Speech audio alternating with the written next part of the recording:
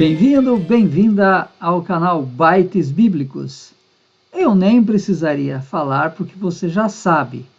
É só aqui no canal Bytes Bíblicos que você tem o curso Liturgia da Palavra para você entender de vez as leituras da missa. E hoje nós vamos estudar as leituras do terceiro domingo da Páscoa do ano C, 2025.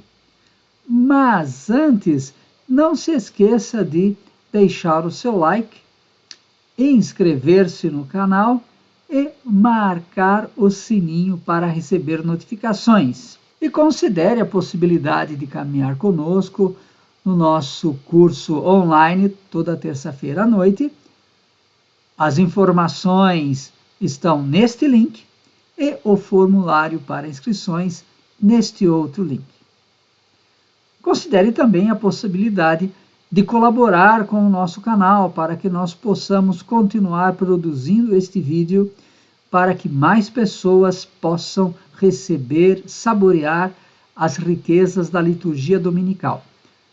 Faça um depósito nesta chave Pix, quanto você puder, quanto você quiser.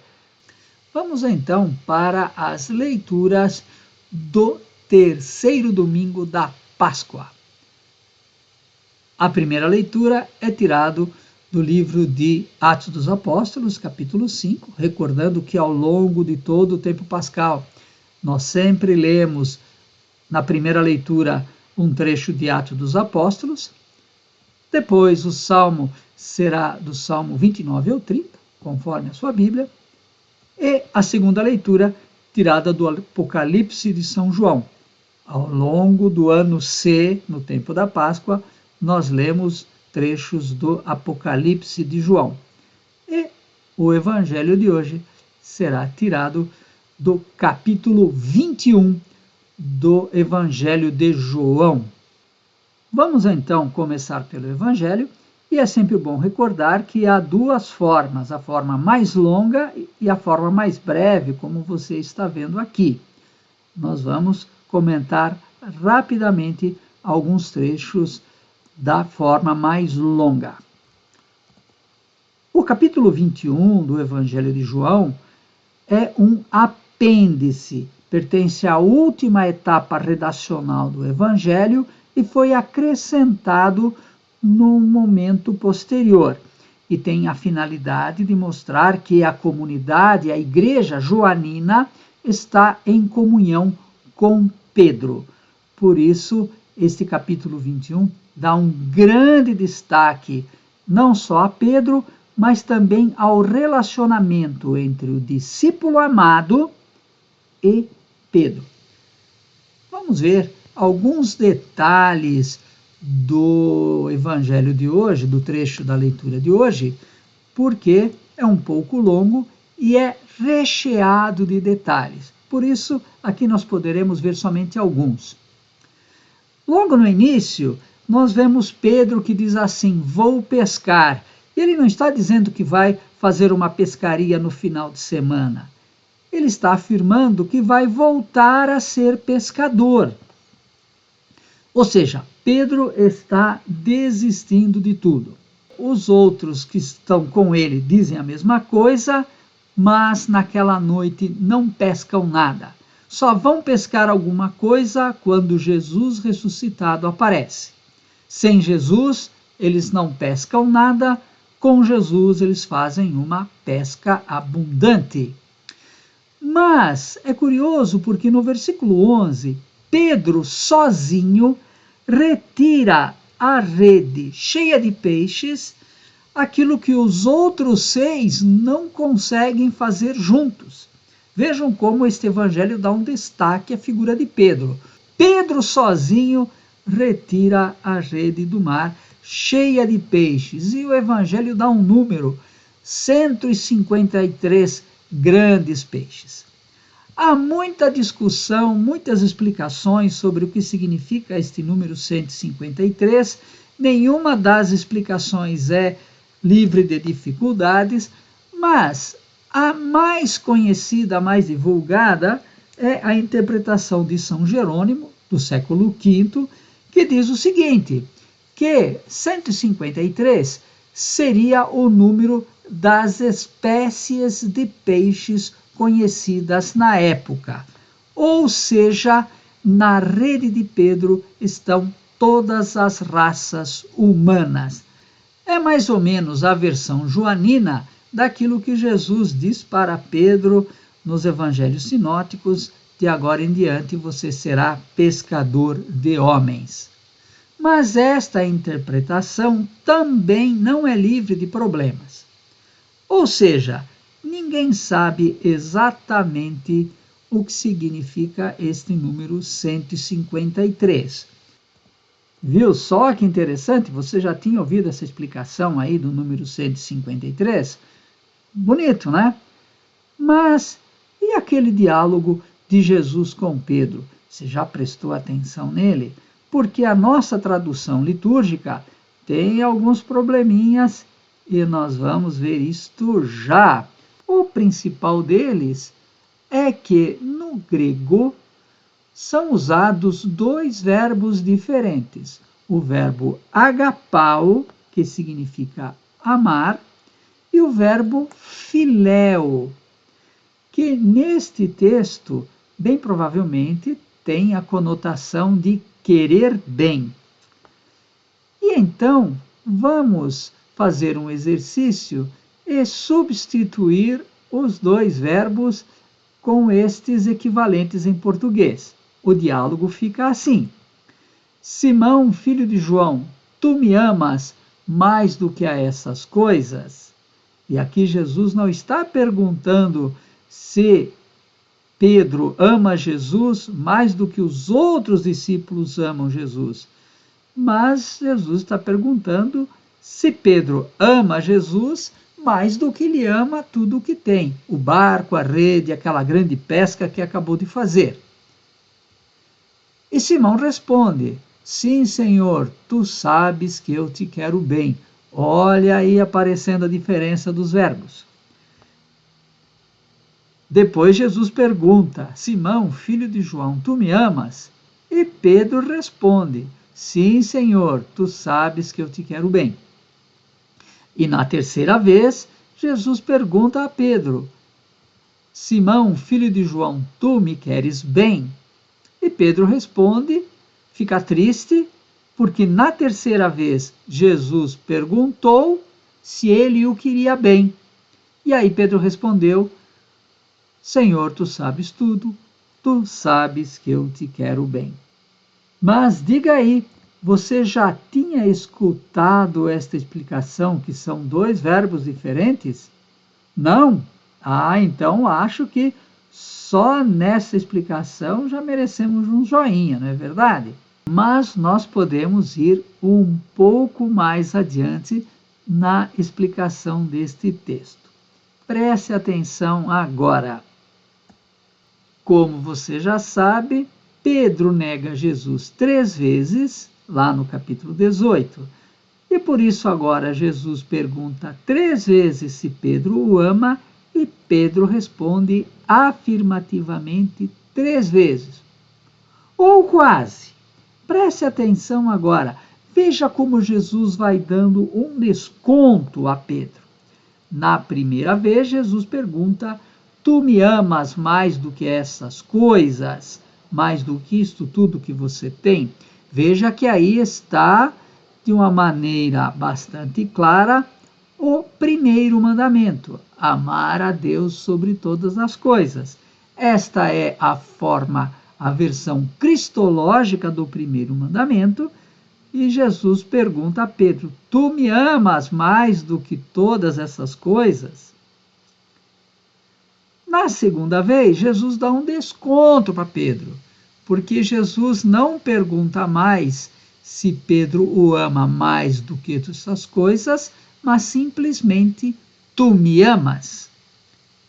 E na terceira vez, mais um desconto: tu me queres bem? Como vimos, nas 3 vezes, Pedro responde: eu te quero bem. O amor de Pedro é imperfeito, limitado, com dificuldades, mas Jesus aceita este amor a si mesmo e por isso confirma Pedro na sua missão de ponto de unidade de toda a igreja.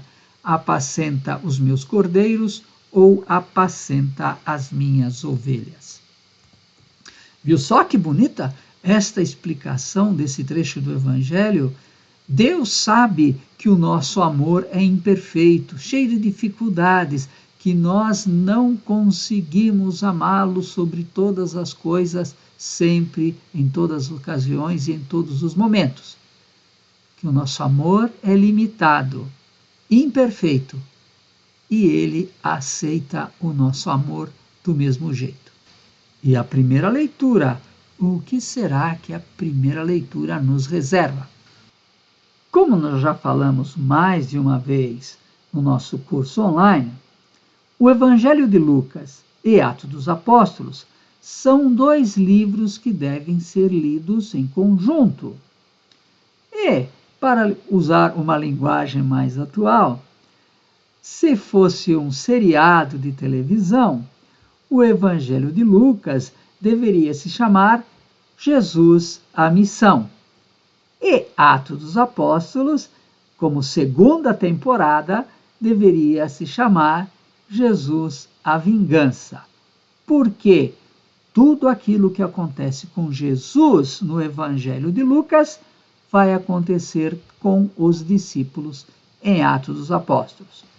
No Evangelho, Jesus foi interrogado pelas autoridades judaicas.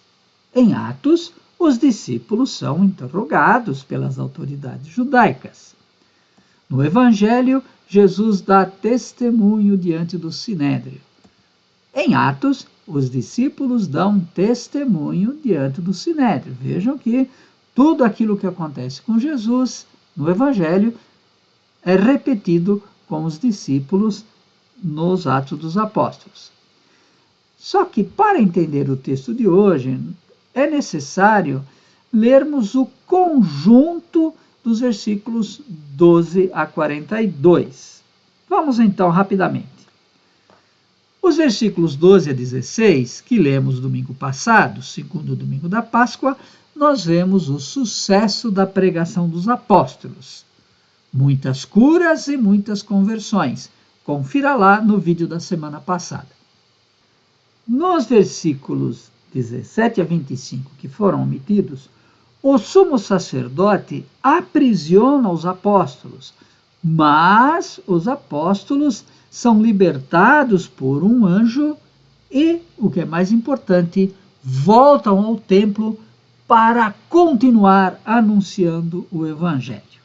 Nos versículos 26 a 28, os apóstolos são novamente capturados e repreendidos, e é uma repetição dos interrogatórios de Jesus diante do Sinédrio e diante de Pilatos, lá no Evangelho de Lucas.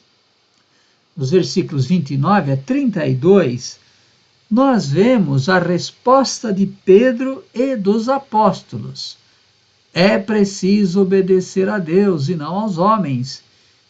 E eles reafirmam: não podemos nos calar porque nós somos testemunhas. Veja só, da mesma maneira como em Lucas Jesus foi firme, em Atos os apóstolos são firmes. Nos versículos 33 a 39, que são omitidos na nossa liturgia, nós temos a intervenção do Rabi Gamaliel, que é um personagem histórico, e ele afirma: se a ação deles vem de Deus, ninguém poderá impedi-los. Nas palavras de Gamaliel está o ponto teológico fundamental de Atos dos Apóstolos, que é a irresistível marcha do Evangelho, rompendo todas as barreiras e todas as dificuldades, todas as adversidades. Nos versículos 40 a 41, os apóstolos são açoitados, mas continuam anunciando com vigor, e até ficam felizes por sofrer açoite, sofrer perseguição por causa do nome de Jesus. Em resumo, os apóstolos são iguais a Jesus. Viu aí aquilo que nós tínhamos falado? Tudo aquilo que acontece com Jesus nos evangelhos acontece com os apóstolos no livro de Atos. Mas e o Salmo? Como o Salmo de hoje, Salmo 29 ou 30, nos ajuda a prolongar a primeira leitura. Vamos ver? No Salmo de hoje, nos versículos 2 e 4, o salmista afirma que foi salvo de um perigo mortal, talvez uma doença. Na tradução litúrgica, nós temos a palavra abismos, mas que na verdade é o Sheol, o mundo dos mortos. No Sheol, segundo a tradição hebraica do Antigo Testamento, não há alegria, não há tristeza, não há dor, não há prazer. É aquilo que nós poderíamos chamar de a lixeira do Windows. O versículo 11 é o apelo que encerra uma reflexão sobre a falsa segurança iniciada lá no versículo 7. O salmista diz: eu achava que estava firme, inabalável, mas no momento da dificuldade fiquei apavorado e por isso pedi socorro a Deus. Veja então, para entender o versículo 11, temos que começar a ler no versículo 7. Esta experiência negativa provoca desgosto no salmista, um sabor amargo. Ele fica até decepcionado consigo mesmo. Na primeira parte do versículo 12, nós temos uma descrição genérica da ação salvadora de Deus, de maneira bem genérica mesmo. Transformastes meu pranto em festa. A alegria de agora é muito maior do que o sofrimento anterior. E a segunda parte do versículo 13, com a promessa que o salmista faz, ser bem agradecido a Deus por toda a vida. Olha que bonito, que profundo este salmo. O salmista, ele experimenta a própria limitação, mas isso não impede de ser agradecido e de louvar a Deus, porque Deus o salvou. Típico salmo de ação de graças. E a segunda leitura tirada do livro do Apocalipse.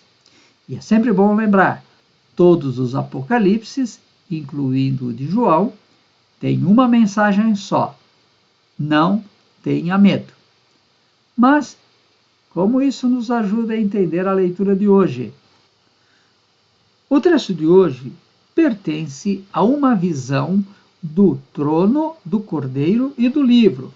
São todos elementos simbólicos. O trono significa o poder total sobre a história.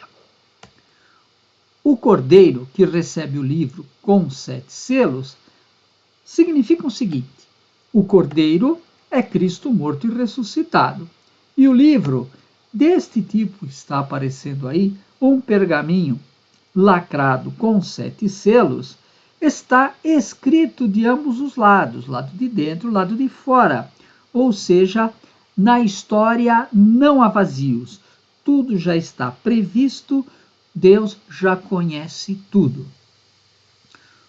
No conjunto, o significado é este: Cristo é Messias plenamente e recebe o poder total sobre a história.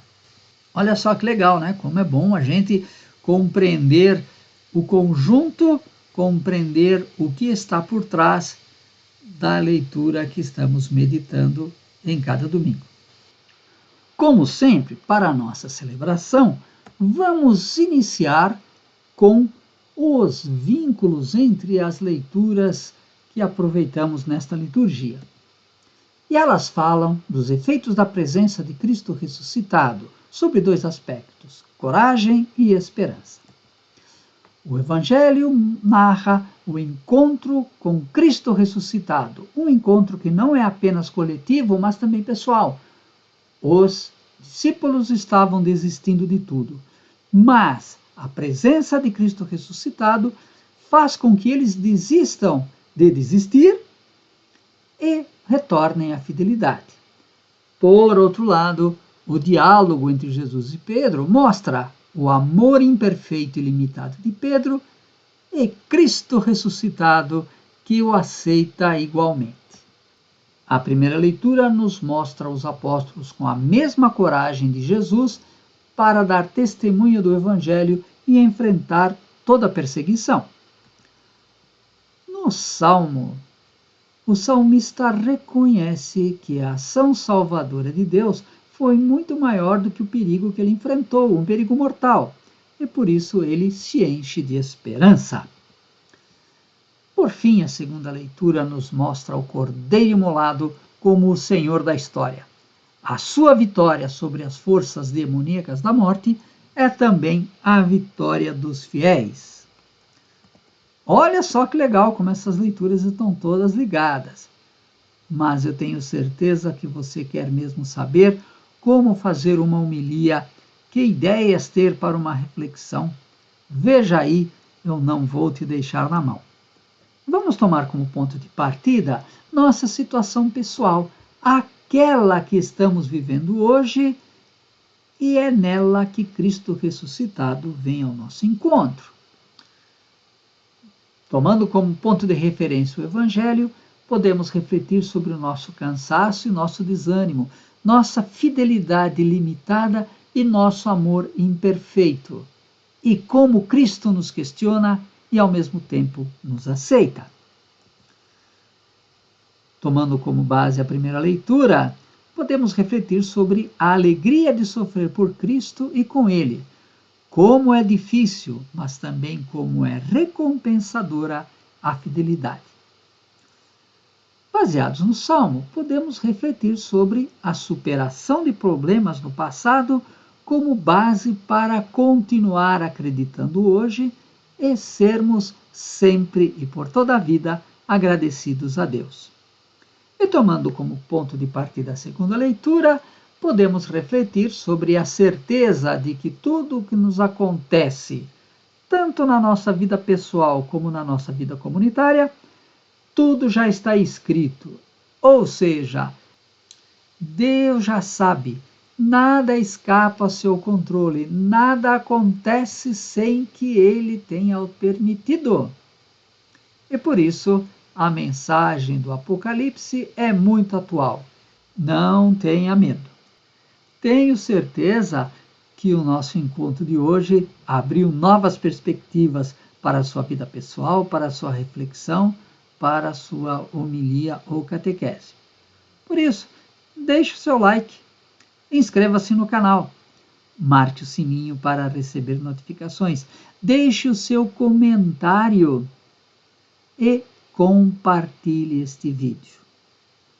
E colabore com o nosso canal com um depósito nesta chave Pix, quanto você puder, quanto você quiser. Mais ainda, pense na possibilidade de participar dos nossos encontros do nosso curso online Liturgia da Palavra, para você entender de vez as leituras da missa. As informações estão neste link e o formulário de inscrição está neste link.